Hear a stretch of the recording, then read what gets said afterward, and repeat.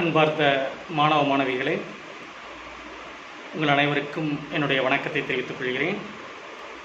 நமது கலைஞனின் கல்வி சேனல் உங்களுக்காக மாணவ மாணவிகள் கல்வியில் பயன்பெறுவதற்காக உருவாக்கப்பட்ட ஒரு சேனல். இதில் குறிப்பாக 10ஆம் வகுப்பு, 11ஆம் வகுப்பு, 12ஆம் வகுப்பு மாணவ மாணவிகள் மற்றும் கல்லூரி மாணவ மாணவிகள் BSc maths, BSc physics, MSc maths, MSc physics மற்றும் பிஇ இன்ஜினியரிங் கல்லூரியில் படிக்கக்கூடிய மாணவர்களுக்கான கணிதத்திற்கான பாடங்கள் மற்றும் கல்வி சம்பந்தப்பட்ட இதர விஷயங்கள் அனைத்தும் உங்களுக்கு தேவையான விஷயங்கள் வந்து சேர்வதற்காக இந்த கலைஞனின் கல்வி சேனல் உருவாக்கப்பட்டுள்ளது. எங்கள் சேனலை முதலாக பார்ப்பவர்கள் நீங்கள் சப்ஸ்கிரைப் பண்ண மறந்துடாதீங்க. எங்கள் சேனலில் வர்றது உங்களுக்கு பிடிச்சிருந்தால் லைக் பண்ணுங்கள், ஷேர் பண்ணுங்கள், பக்கத்தில் இருக்க பெல் பட்டனை கிளிக் பண்ண மறந்துடாதீங்க. அப்போ தான் நாங்கள் உங்களுக்கு போடக்கூடிய ஒவ்வொரு வீடியோவும் வந்து சேரும். நீங்கள் கமெண்ட் பாக்ஸில் நீங்கள் கேட்கக்கூடிய அனைத்து கேள்விகளுக்கும், கல்வி சம்பந்தமானப்பட்ட அனைத்து கேள்விகளுக்கும் உங்களுக்கு விடைகள் அடுத்தடுத்த வீடியோக்களில் வந்து கொண்டே இருக்கும். நன்றி students.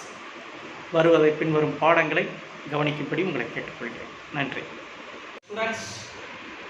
Today, now I am going to teaching about the relation function first chapter. 10th standard la முதல் பகுதியை நாம இப்ப பார்க்க போறோம். Relation and function. ஏற்கனவே நம்ம செகண்ட் சாப்டர்ல GP, AP and sum of the series இதெல்லாம் பார்த்துட்டோம். இப்போ நம்ம ஃபர்ஸ்ட் சாப்டர் இப்போதான் நம்ம எடுக்கிறோம். அதற்கு முன்பு உங்களுக்கு கலைஞனின் கல்வி சேனல்ல ஒவ்வொரு பாடப்பகுதிகளும் கரெக்டாக வந்துகிட்டே இருக்கும். உங்களுக்கு எங்கள் சேனலை நீங்கள் முதல் முறையாக பார்க்குறீங்கன்னா சேனலை சப்ஸ்கிரைப் பண்ண மறந்துடாதீங்க. உங்களுக்கு பிடிச்சிருந்தா லைக் பண்ணுங்கள், ஷேர் பண்ணுங்கள், கமெண்ட் பாக்ஸில் கமெண்ட் பண்ணுங்கள். உங்களுக்கு எந்த சம் வேணுங்கிறத கூட நீங்கள் கேட்டு எழுதலாம். ஏன்னா 10th, 11th, 12th கல்லூரி மாணவர்களுக்காக இந்த சேனல் முழுமையாக இருக்குது. உங்களுக்கு என்ன கல்வி சம்பந்தமான தேவைப்படுகிறதோ அனைத்தும் அந்த கமெண்ட் பாக்ஸில் கொடுத்தீங்கன்னா அதற்கான விளக்கங்கள் அடுத்த வீடியோக்களில் உங்களுக்கு வந்து கொண்டே இருக்கும். நீங்கள் சப்ஸ்கிரைப் பண்ண மறந்துடாதீங்க. அதே மாதிரி பக்கத்தில் உள்ள பெல் பட்டனை ஐக்கனை கிளிக் பண்ண மறந்துடாதீங்க. அதை நீங்கள் பண்ணீங்கன்னா எங்களுடைய வீடியோடைய அனைத்தும் நாங்கள் என்ன அப்லோட் பண்ணுறோங்கிறது உங்களுக்கு வரும். Okay my dear students, today நம்ம பார்க்க போகிறது ரிலேஷன்ஸ் அண்ட் ஃபங்க்ஷன். இப்போ ரிலேஷன்ஸ் அண்ட் ஃபங்க்ஷன் தமிழில் இதுக்கு உறவுகளும் சார்புகளும்னு சொல்லுவாங்க. உறவுகளும் சார்புகளும். இப்போ ரிலேஷன் அண்ட் ஃபங்க்ஷன் இது எதனால யூஸ் ஆகுது, இது யார் கண்டுபிடிச்சா அப்படின்னு நம்ம பார்க்கும்பொழுது இதில் லீபினிட்ஸ், இந்த லீபினிட்ஸ் அப்படிங்கிறவர் தான் இந்த மேத்தமெட்டிக்ஸில் ரிலேஷன் அண்ட் ஃபங்க்ஷனுடைய இது. அதனால தான் அவர் என்ன சொல்கிறாங்க அப்படின்னா father of applied mathematics, father of applied science அப்படின்னு சொல்லுவாங்க. அப்ளைட் மேத்தமெட்டிக்ஸுடைய ஃபாதர்னு சொல்ல முடியும் லீபினிட்ஸ். இப்போ நம்ம இங்கே பார்க்க போகிறது ஃபர்ஸ்ட் இந்த ரிலேஷன் அண்ட் ஃபங்க்ஷன் நமக்கு என்ன இருக்குன்னா ஆர்டர்ட் பேர்ஸ். ஆர்டர்ட் பேர்ஸ் அப்படின்னா வரிசை ஜோடிகள். ஏன்னா ஜோடினாவே தெரியும், பேர்னாவே தெரியும், ரெண்டு நம்பரா எழுதுறது. இப்ப எக்ஸாம்பிளா பாத்தீங்கன்னா இப்ப நம்ம எழுதுறோம், என்ன எழுதுறோம், இந்த பக்கம் A B C அப்படின்னு எழுதுறோம். இது 1 2 3. இவங்க ரெண்டு பேருக்கு இடையில ஒரு காமா கொடுக்கிறோம். இத பிராக்கெட்ல போடுறோம். இப்படி நாம எழுதுனோம்னா இதுக்கு பேர் தான் ஆடட் பேர், வரிசை ஜோடிகள் என்று பேரு. சரி, இந்த added purse A,1 B,2 C,3 எழுதிட்டோம். இந்த ஆடட் பேர்ங்கிறது எதுக்குள்ள வரப்போகுது இப்போ அப்படின்னா செட்ஸ் அப்படிங்கிற ஒரு சாப்டர்ல நம்ம பார்த்துருக்கோம். செட்ஸ் உடைய எக்ஸ்பேண்ட் சாப்டர். செட்ஸ்ல இருந்து நம்ம அடுத்த கட்ட நடவடிக்கை தான் இந்த ரிலேஷன்ஸ்குள்ள நுழையும். செட்ஸ்னா என்ன அப்படின்னு நீங்க ஏற்கனவே படிச்சிருக்கீங்க. What is set?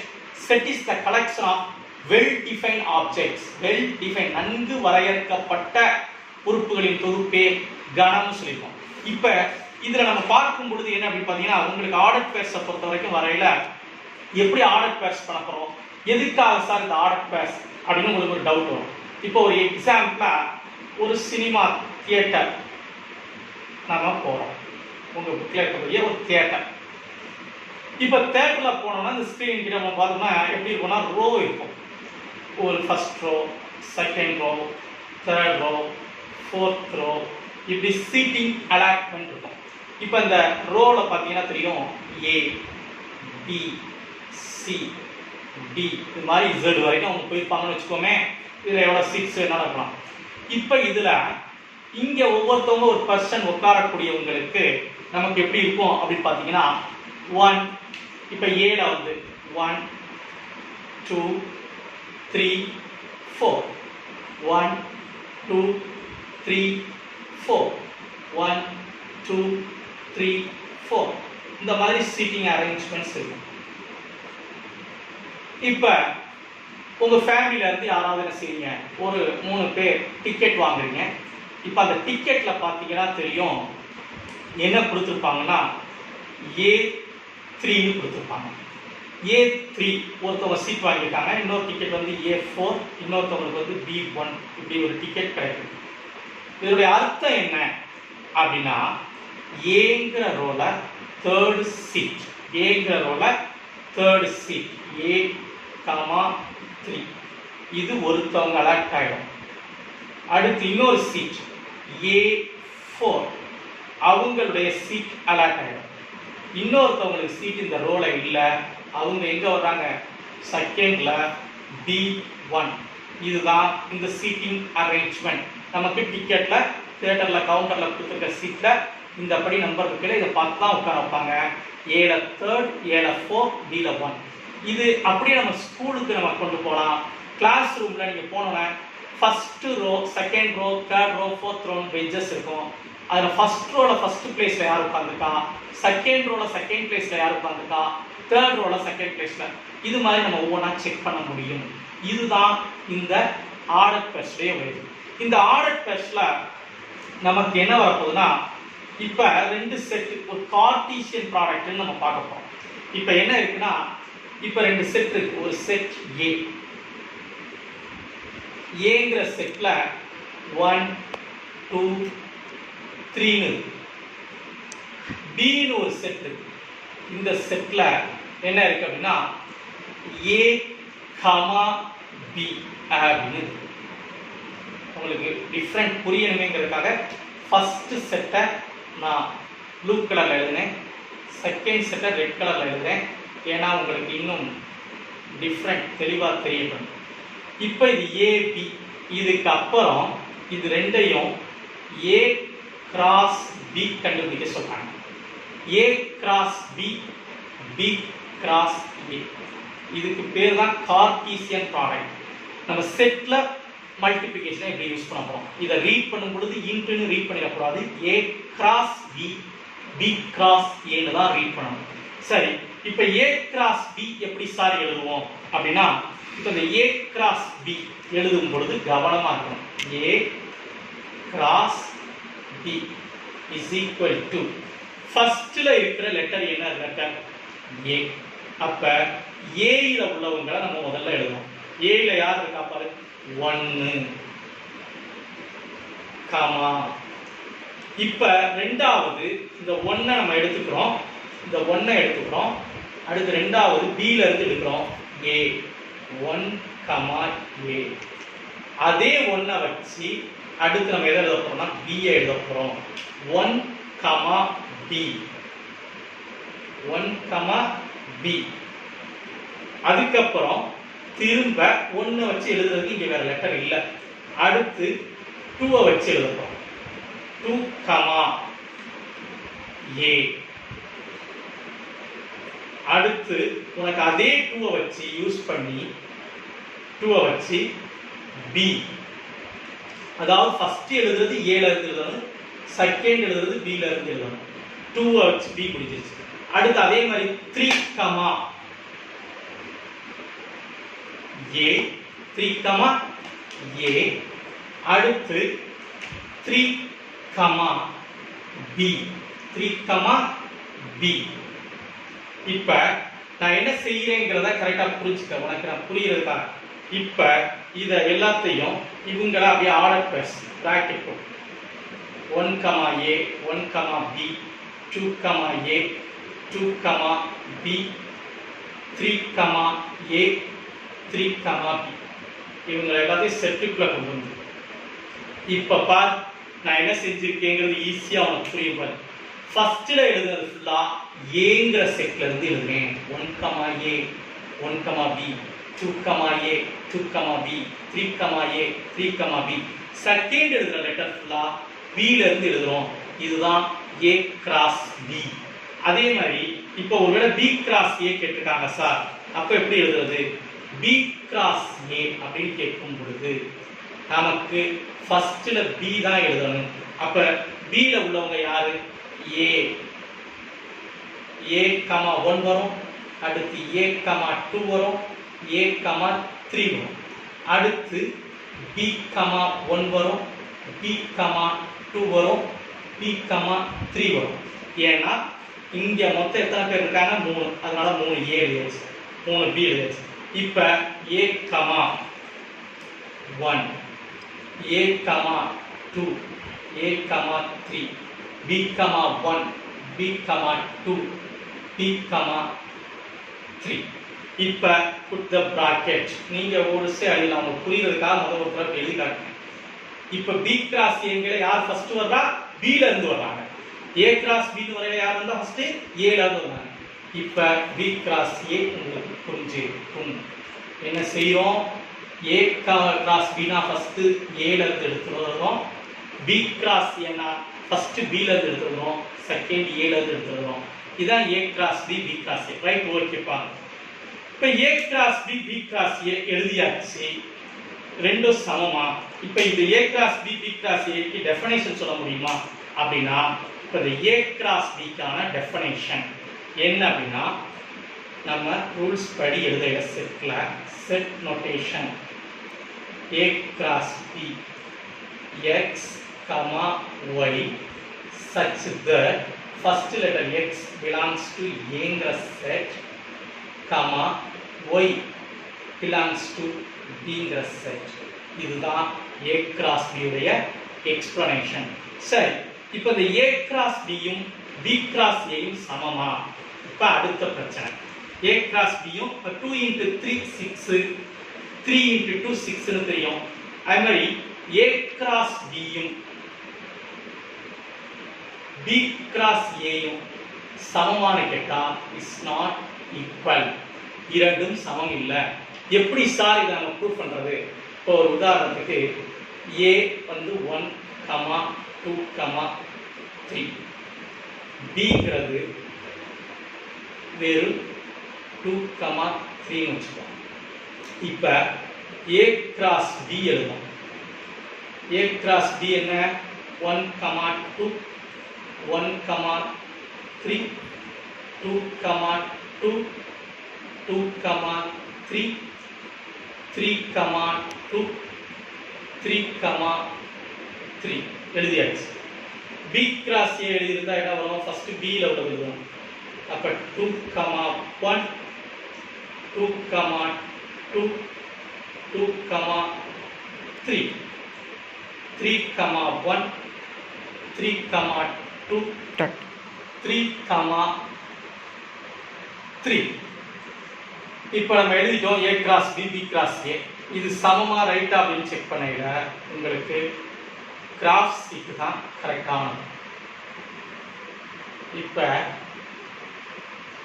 சாதாரண இது ஏங்கிற செட் 1, 2, 3, Bங்கிற செட் 1, 2, 3. ஆனால் அங்கே வந்து 2, 3 தான் இருக்குது, அதை பற்றி பிரச்சனை இல்லை.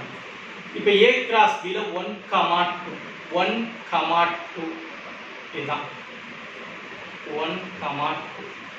B கிராஸ் A போட்டோம்னா என்ன வரும்? 2, 1.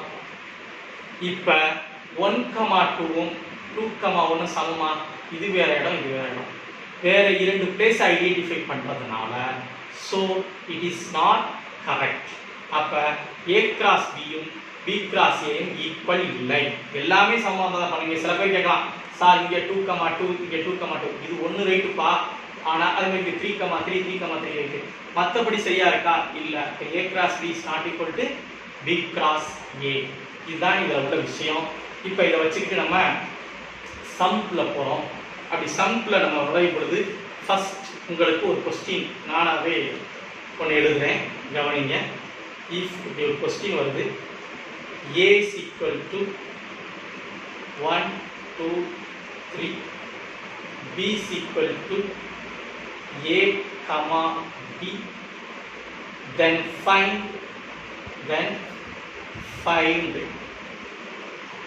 a cross b, cross b, b cross a cross a, b cross b. இதெல்லாம் ஒரு பேட்டர்ன். அப்புறம் second n of a cross b is equal to n of b cross a is equal to n of a into n of b. n of a b ல கரெக்டாக வரும், சாதாரணமாக வராது. அப்போ நம்ம ஃபஸ்ட்டு கண்டுபிடிக்க வேண்டியது சொல்யூஷன். a cross b. ஒன்று ஏங்கிற செட் எழுதிக்கிறீங்க, 1 2 3, கிராஸில் a கமா b எழுதுறீங்க. இப்போ ஈஸியாக a cross b எழுதுறீங்க. 1 கமா a 1 கமா b வந்துடும். அடுத்து 2 கமா a 2 கமா b வந்துடும். அடுத்து 3 கமா a 3 கமா b வந்துடும். இது a cross b. இதுதான் a cross b. இதுவே b cross a. அப்போ bங்கிற செட்டு ஃபர்ஸ்ட் எழுதணும். அப்போ யார் வருவா?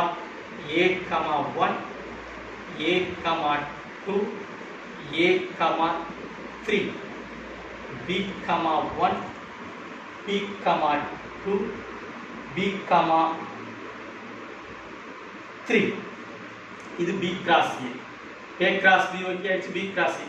இப்போ a cross a, a cross a, a வந்து 1 2 3 cross a திரும்ப 1 2 3. அப்போ இது எப்படி வரும்னா 1 கமா 1 1 கமா 2 1 கமா 3, 1 வச்சிருக்காச்சு. அடுத்து 2 கமா 1 2 கமா 2 2 கமா 3. அடுத்து 3 வச்சு 3 கமா 1 3 கமா 2 அடுத்து 3 கமா 3. இது a cross b. அப்போ b cross b யாரு? b cross b ல வந்து யார் இருக்குன்னா a comma b cross a comma b. அப்போ இதனுடைய ஆன்சர் என்ன? a comma a comma b b comma a b comma b. இதுதான் இதில் உள்ள விஷயம். சரி, இப்போ n of a cross b எவ்வளவு? n of a cross b எத்தனை இருக்கு? 1 2 3 4 5 6. n of a cross b 6. Cardinal நம்பர்னு சொல்லுவோம், எண்ணி எழுதணும். n of b cross a அதே மாதிரி 1 2 3 4 5 6. n of a எவ்வளவு இருக்கு? 1 2 3. n of a எவ்வளவு இருக்கு? 1 2 3 3. n of b எவ்வளவு இருக்கு? 2 எலமெண்ட் 1 2. இப்போ n of a cross b யும் 6, n of b cross a யும் 6. n of a into b இப்போ பார்த்தீங்கன்னா நமக்கு என்ன வந்துருச்சு? n of a cross b யும் 6, n of b cross a யும் 6 தெரிஞ்சிருச்சு. இப்போ n of a cross b 6, n of b cross a அதுவும் 6, n of a into n of b இது என்ன வந்துருச்சு? 3 into 2 6.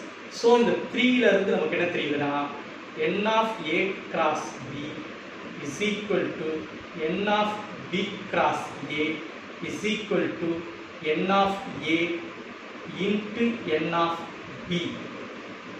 Hence verified. Okay my dear students, today class இதுவரைக்கும் இருக்கட்டும். அடுத்த கிளாஸ்ல நம்ம பார்க்கலாம். Okay my dear students, thank you.